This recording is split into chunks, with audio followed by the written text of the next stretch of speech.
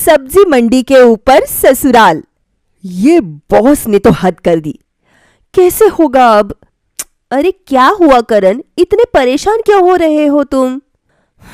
परेशान ना हो तो क्या करूं? ये रह रह कर बॉस को पता नहीं क्या हो जाता है। सारे पुराने एम्प्लॉयज को काम से हटा रहा है। कहता है या तो आधी सैलरी में काम करो या काम छोड़ दो।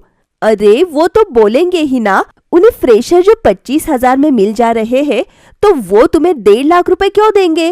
अरे यार, अब इतना खर्च बढ़ा दिया है हमने, अब आधी सैलरी में कैसे होगा? ये फ्लैट का रेंट ही 30,000 है, ऊपर से दूध वाले का खर्चा, बिजली बिल, तुम्हारा मेकअप। अरे यार, मैं सोच सोच के ही परेशान हो रहा हूँ। क्या क्या कहा तुमने? मेकअप में करती ही क्या हूँ मैं? एक बीबी क्रीम ही तो लगाती हूँ। लगता है वो भी तुमसे बर्दाश्त नहीं हो रहा। अच्छा, बर्दाश्त नहीं, अफोर्ड नहीं हो रहा भाई, तो रहने दो। मैं भाभी की बीबी क्रीम यूज कर लूंगी। कैसे करोगी प्रिया? हम दोनों के क्रीम के कलर अलग है और ऊपर से मेरी क्रीम इतनी महंगी आती है कि खत्म हो गई तो यह दोबारा लेकर नहीं आएंगे तुम्हारे भैया। बेंगलुरु जैसे शहर में आधी सैलरी में सस्टेन करना कितना मुश्किल है ये तो आप समझ ही सकते हैं। प्रॉब्लम तो हो रही थी पर उतनी भी नहीं, क्योंकि करण का बड़ा भाई संकेत भी उसके साथ रहता था। दोनों भाइयों की सैलरी मिलाकर काम चल रहा था कि फिर एक रात संकेत अपने घर ऑफिस से वापस लौटा है। संकेत का चेहरा ऐसा पीला पड़ा हुआ था मानो उसकी दुनिया उजड़ गई हो। क्या हुआ भैया? ये क्या हालत बना ली है तुमने? कुछ हुआ है क्या? वो कहते हैं ना, टूटे हुए दिल को बस कंधे की तलाश होती है। यहाँ जैसे ही करण संकेत से उसका हाल पूछता है, संकेत अपने भाई को गले लगाकर फूट फूट कर रोने लग जाता है।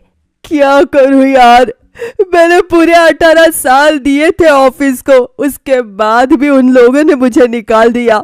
जिस पोस्ट पर हूँ उसके बाद तो उस लेवल की नौकरी मिलना और मुश्किल हो जाएगी। मुझे नहीं समझ आ रहा यार, मैं करूँ क्या? और यहाँ पर तो कम सैलरी में सब कैसे होगा?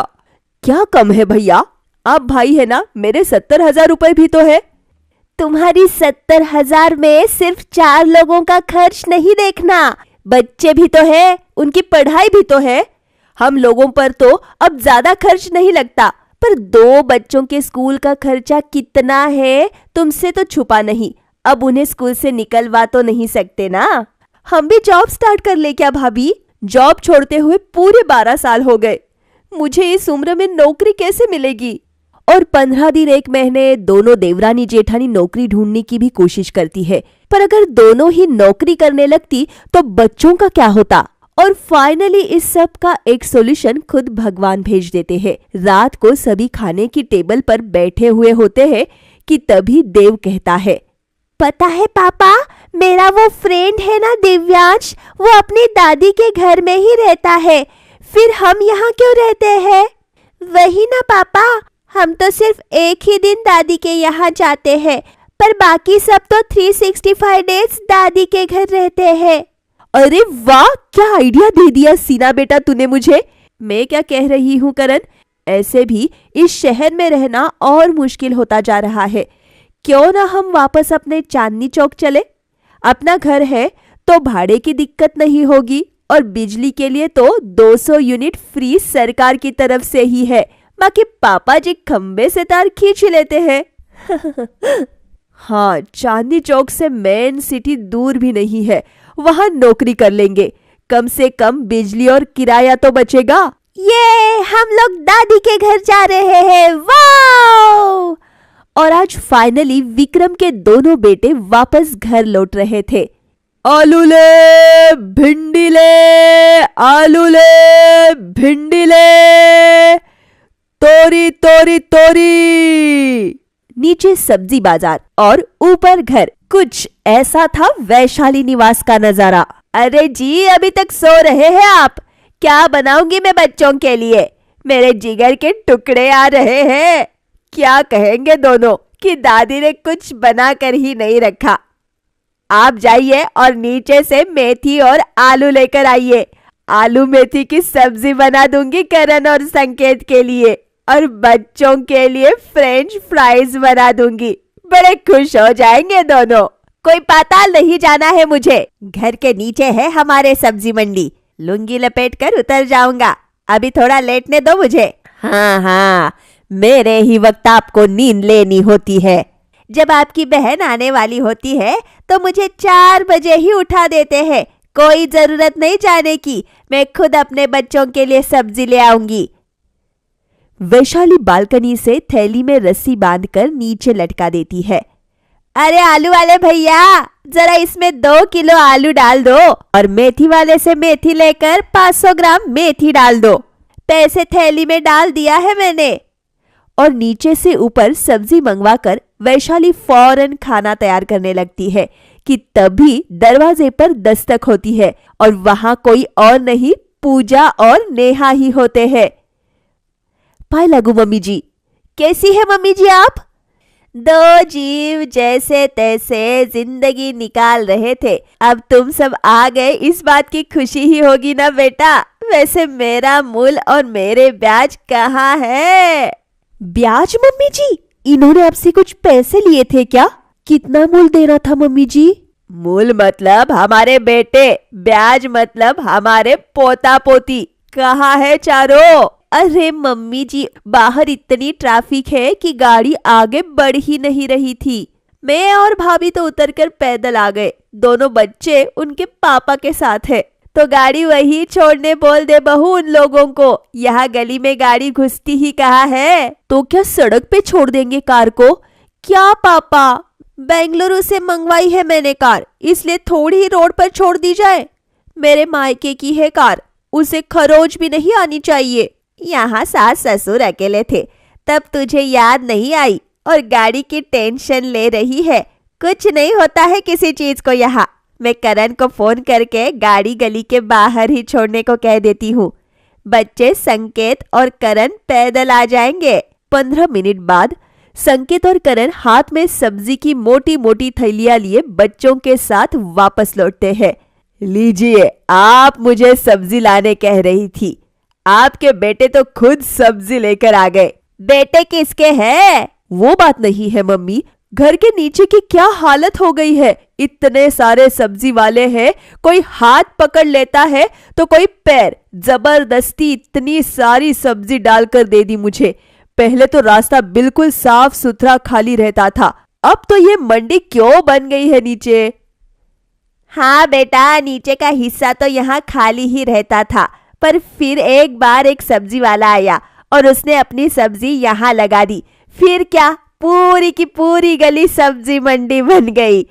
पर ज्यादा दिक्कत की बात नहीं है, 11 बजे तक सब सब्जी बेचकर निकल लेंगे। फिर यहाँ शांति ही शांति है। अपनी दोनों बहुओं के आने के बाद वैशाली सारा काम उन पर छोड़कर आराम से टीवी देख रही होती है कि तभी नेहा उनके पास आती है। अरे मम्मी जी, टीवी देख रही है आप? अच्छी बात है। देखिए, मैं क्या कह रही थी कि शाम को 5 बजे मेरा फेवरेट सीरियल आता है, तो 5 से 6 बजे मैं टीवी देख लूंगी। फिर आपको जो देखना है देख लीजिए। देख पाओगी तो देख लेना बहू। देख क्यों नहीं पाऊंगी? अंधी हो जाऊंगी क्या? कुछ भी बोलती है मम्मी जी। और जैसे ही ठीक 5 बजते हैं और नेहा रिमोट लेकर टीवी ऑन करती है कि नीचे से आवाज आती है, सब्जी ले लो सब्जी, ताजी ताजी सब्जी। किसका गिरा किसका गिरा किसका गिरा? मिर्ची 50, मिर्ची 50। इतना शोर किस चीज का आ रहा है मम्मी जी? मैंने कहा था कि 4 बजे के बाद शांति हो जाएगी बेटा। सभी सामान लपेट कर चले जाएंगे, पर वापस नहीं आएंगे, ये थोड़ी कहा था। शाम के 5 बजे से रात 9 बजे तक सब्जी मंडी फिर लगती है। क्या? अरे यार, इतने शोर में मैं टीवी कैसे देखूं? नेहा घर के सारे खिड़की दरवाजे बंद कर देती है ताकि आवाज अंदर ना आ पाए। पर जब पूरी मंडी एक साथ बोल रही हो तो आवाज ऊपर कैसे ना आती? नेहा कान बंद करके बैठ जाती है। अरे यार, ऐसे तो टीवी की आवाज सुनाई नहीं देगी। यहाँ तो वाईफाई भी नहीं है कि फोन में देख लूं टीवी। परेशान होकर नेहा किचन में जाती है, जहाँ पूजा उसे देखते ही कहती है, एक काम करना नेहा, तू जरा खाना देख ले रात का। इतनी शोर से मेरे सर में दर्द हो गया है। बिल्कुल शांति की आदत है मुझे, और यहाँ तो लग रहा है मैं सड़क पर बैठी हुई हूँ। हाँ भाभी, बहुत ज्यादा शोर हो रहा है। ठीक है, आप जाकर आराम कर लीजिए, मैं खाना बना लेती हूँ। अपना सर पकड़े पकड़े पूजा आराम करने चली जाती है और रात के लिए सबका खाना नेहा ही बना देती है खाने की टेबल पर। दिन भर नौकरी के लिए दौड़ धूप करने के बाद यह ताजे खाने को खाकर मूड ही फ्रेश हो गया, नहीं भैया? सही में करण, लग रहा है सब्जी बिल्कुल खेत से तोड़कर लाई गई है। हाँ, तो बिल्कुल फ्रेश सब्जी मिलती है नीचे मंडी में। कहाँ कहाँ से लोग नीचे सब्जियां लेने आते हैं। लोगों को यहाँ रहने में शोर जरूर महसूस हो सकता है, पर खाने की क्वालिटी एक नंबर मिलेगी यहाँ, जो कहीं नहीं मिलने वाली। तुम कुछ खा क्यों नहीं रही हो पूजा? अरे, इतनी आवाज से मेरे सर में दर्द हो रहा है। अगर एक निवाला भी मैंने खाया तो उल्टी करके सारा खाना बाहर निकाल दूंगी। मैं जा रही हूँ सोने। इस तरह पहला दिन तो गुजर जाता है। अगली सुबह ठीक 5 बजे उठकर नेहा मॉर्निंग वॉक पर निकलती है, जहां हर तरफ सब्जी के पत्ते, प्लास्टिक देखकर उसका माथा घूम जाता है। हे भगवान, नए जूते पहनकर वॉक पर आज ही आना था क्या मुझे? यहाँ इतनी गंदगी है, जूता खराब हो जाएगा। इतनी सारी गाय भी है यहाँ। मॉर्निंग वॉक का तो सत्यानाश हो गया। सोचा था इसके पहले कि नीचे मार्केट लगे वॉक करके आ जाऊंगी। यहाँ तो मार्केट समेटने के बाद यह लोग झाड़ू भी नहीं लगवाते। हद है। लाल रंग के कपड़े में खुद में ही बड़बड़ाती हुई नेहा वापस अपने घर लौट रही होती है कि पीछे से एक गाय आकर उसे सींग मार देती है और वह नेहा नीचे गिर जाती है। कमर पकड़ी हुई नेहा रोते हुए अपने घर वापस लौटती है। करण, कहाँ हो तुम? मुझे नहीं रहना यहाँ। यहाँ घुटने फूट गए हैं मेरे। देख रहे हो तुम? गाय के मुंह में उंगली क्यों कर रही थी तुम? देख रहा था मैं सब कुछ ऊपर से। कभी सेल्फी ले रही थी तो कभी यहाँ छू रही थी, उसे कभी वहां छू रही थी। बिना स्नैपचैट के तो तुम्हारा दिन ही नहीं निकलता। अब इसमें उसे गुस्सा आ गया होगा। शायद उसकी फोटो अच्छी नहीं आई होगी तो मार दिया होगा बेचारी ने। पर नीचे गाय आई क्यों करण, ये तो सोचो। क्योंकि नीचे सब्जी मंडी है। या तो सब्जी मंडी नीचे से हटवा या कहीं और चलते हैं हम। है क्या किराए देने के पैसे जो मुंह खोलकर बोल रही हो तुम? यहाँ वहां दिमाग लगाने से अच्छा है बच्चों के लिए स्कूल पता करना शुरू करो और जल्दी का एडमिशन करवाओ इनका। रोज पड़ोसियों के घर जाकर खेलते रहते हैं। नेहा पूजा आसपास के सबसे अच्छे स्कूल को पता कर दोनों बच्चों का एडमिशन स्कूल में करवा देती है। सुबह के 6 बजे। वैन वाले भैया अभी तक नहीं आए मम्मी, ऐसे तो स्कूल छूट जाएगा। उसने तो 5:30 बजे की टाइमिंग बोली थी, अभी तक नहीं आया। फिर से बच्चे लेट पहुंचेंगे तो टीचर तो उन्हें डांटेंगी ना भाभी। 5 मिनट और देख लेते हैं, फिर मैं वैन वाले भैया को कॉल करती हूँ। पूजा वैन वाले भैया को कॉल लगाती है और वह तो साफ साफ कह देते हैं, आपने एड्रेस सही में मेंशन नहीं किया था मैडम। सब्जी मंडी वाले एरिया में वैन नहीं पहुंच पाएगी। 1 किलोमीटर बाहर एक शॉप है, अब वहां पहुंच जाइए। बच्चे वहां से पिक कर लूंगा मैं। ऐसे आज तो आगे बढ़ चुका हूँ तो कल से पिक करता हूँ दोनों को। अरे ये क्या बात हुई? फंसाने वाली बात करते हैं आप लोग। ये बात पहले बोलनी चाहिए थी, तो हम आपके स्कूल में अपने बच्चों की एडमिशन ही नहीं करवाते। वह तो आप स्कूल वालों से बात कीजिए, मेरा काम तो बच्चों को लाना और छोड़ना है। यह कहकर वैन वाला फोन रख देता है। अरे ये तो हरकत है स्कूल वालों की। इस एरिया में कोई आना ही नहीं चाहता और संकेत और करण है कि हमें यहाँ छोड़कर चले गए। अब हर सुबह पूजा को दोनों बच्चों को 1 किलोमीटर बस स्टैंड के पास छोड़ने जाना पड़ता। पूजा के पीछे से नेहा नाश्ता तो संभाल लेती, पर सिर्फ नाश्ता ही एक प्रॉब्लम नहीं था। नेहा, मेरे जूते कहाँ हैं यार? मिल नहीं रहे हैं। आज ऑफिस का पहला दिन है और तुम क्या चाहती हो कि मैं लेट पहुंचूं? करण बहुत ज्यादा घबराया हुआ था, पर नेहा को जरा भी फर्क नहीं पड़ता। वह आराम से हिलती डुलती रसोई से बाहर आ जाती है और कहती है, नीचे मंडी है, पता है ना। आपकी गलती है कि आप यह बात भूल जाते हैं और जूतों को दरवाजे के बाहर ही खोल देते हैं। कोई ले गया होगा जूते। पिछली बार मेरी सैंडल भी तो ऐसी ही चोरी हुई थी। पर तब क्या कहा था आपने? एक सैंडल ही तो गई है सो गई, बला टली। चप्पल पहनकर चले जाइए, रास्ते में किसी दुकान से जूते खरीद लीजिएगा। गजब टेंशन है भाई। एक तो इतनी शोर में अलार्म की आवाज सुनाई नहीं देती। ऐसे ही लेट हो चुका हूं मैं। अब पैदल पैदल मंडी से बाहर जाऊंगा, बस ढूंढूंगा। बस वाले मेरे रिश्तेदार तो नहीं कि जूते के दुकान के पास बस रोक देंगे। टैक्सी से जाना पड़ेगा। पर मंडी के ऊपर ससुराल में आने का डिसीजन तुम्हारा भी तो था ना करण। एंजॉय करो। जो टेंशन सिर्फ बहुओं को थी, अब वह टेंशन बाकियों को भी परेशान करने लगी थी। कैसे पढ़ाई करूं मैं मम्मी? कल यूनिट टेस्ट है। पिछली बार मैंने एग्जाम में क्या लिख दिया था? आलू ले आलू, भिंडी ले भिंडी। मैं फिर ये गलती नहीं करना चाहती। सभी फ्रेंड्स ने मेरा मजाक उड़ाया मम्मी। तुम्हें तो ये घर अच्छा लग रहा था ना सीना? नीचे इतने सारे सब्जी वाले थे, तुम्हें तो मजा आता था ना यहाँ। अब नहीं आ रहा मम्मी, मैं रात को पापा से इसके बारे में बात करूंगी। अपनी कार से करण को लेता हुआ संकेत वापस अपने घर लौट रहा होता है कि फिर से वही सब्जी मंडी भरी होने के कारण उसे कार रोकनी पड़ जाती है। अरे भैया, आज कोई सब्जी नहीं ली आपने? 1 किलो आलू तोल दूं क्या? एक तो आदमी ऑफिस से थक कर वापस आ रहा है, उसमें इतना शोर, और इस आलू वाले का कालू ही नहीं खत्म होता।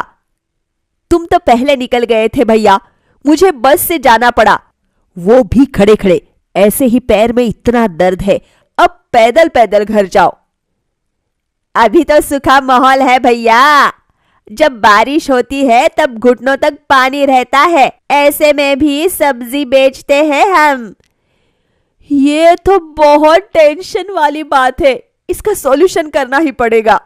और आसपास वालों से बिना बात किए संकेत बिना कुछ सोचे समझे सड़क बनाने वाले विभाग को सब्जी मंडी वालों को हटाने को लेटर भेज देता है। और अगली सुबह ही विभाग के लोग डंडे मार मार कर सब्जी वालों को हटाने लग जाते हैं।